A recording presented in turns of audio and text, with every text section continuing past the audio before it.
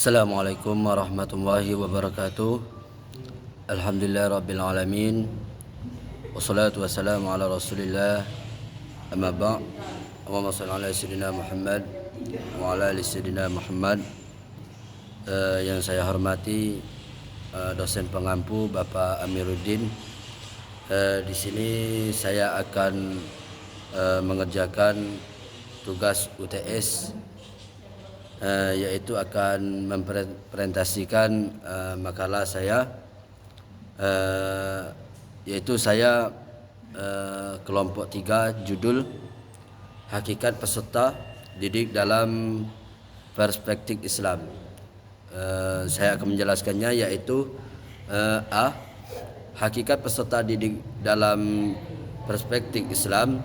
Dalam pandangan pendidik Islam, untuk mengetahui hakikat peserta didik tidak dapat dilepaskan hubungannya dengan pembahasan tentang hakikat manusia, karena manusia hasil dari suatu proses pendidikan.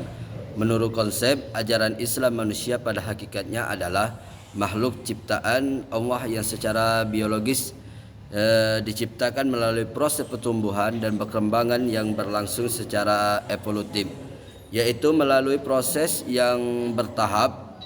Sebagai makhluk ciptaan Allah, hingga manusia dinilai sebagai makhluk lebih mulia. Di sisi lain, manusia merupakan makhluk yang mampu dapat mendidik karena manusia dianugerahkan sejumlah potensi yang dapat dikembangkan. Itulah antara lain gambaran tentang pandangan Islam mengenai hakikat manusia.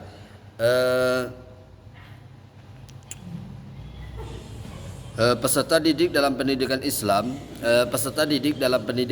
harus memperoleh perlakuan yang selaras dengan hakikat yang disandangkan sebagai makhluk Allah. Dengan demikian, sistem pendidikan Islam peserta didik tidak hanya sebatas pada objek pendidikan, melainkan pula sekaligus sebagai subjek pendidikan. Selaku manusia memang memiliki fitrah, tetapi bagaimana fitrah ini dapat dikembangkan dengan baik tergantung juga oleh keadaan lingkungan yang melingkupinya. Perpaduan antara faktor fitrah dan faktor lingkungan dalam konsepsi Islam merupakan proses dominan yang dapat memengaruhi pembentukan kepribadian seorang peserta didik. Untuk selanjutnya yaitu makalah yang berjudul Hakikat Evaluasi dan Pengembangan dalam Perspektif Pendidikan Islam. Hakikat evaluasi dan pengembangan dalam perspektif pendidikan Islam ialah A. Pengertian evaluasi dan perkembangan. Pengertian evaluasi dalam pendidikan Islam. Evaluasi berasal dari bahasa Inggris, yaitu evaluation.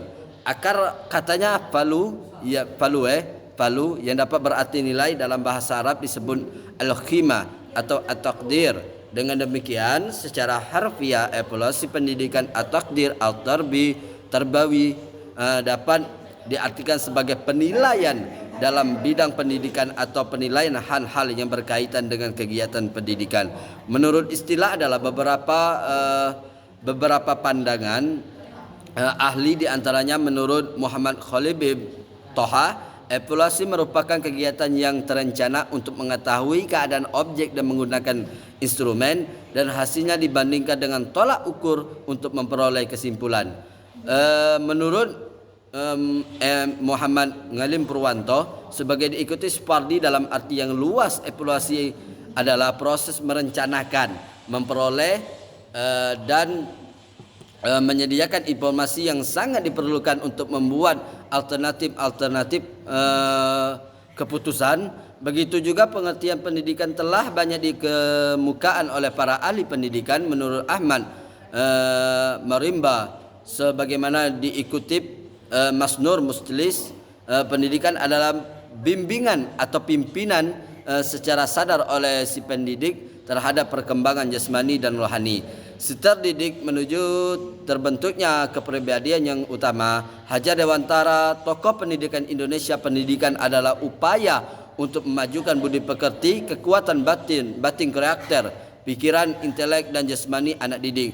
Dari beberapa pengertian pendidikan yang dari para ahli pendidikan, meskipun berbeda secara redaksional namun secara esensial terdapat kesatuan unsur-unsur faktor yang terdapat di dalamnya, yaitu bahwa pengertian pendidikan tersebut menunjukkan suatu proses bimbingan, tuntunan atau pimpinan yang di dalamnya mengandung unsur-unsur seperti pendidik, anak didik, tujuan dan sebagainya. Mungkin kiranya hanya itu yang bisa saya jelaskan. Cukup sekian, kurangnya dari saya dan lebihnya dari Allah Subhanahu wa taala. Saya akhiri, wa huwa muwaffiq ila aqwamit thariq. Wassalamualaikum warahmatullahi wabarakatuh.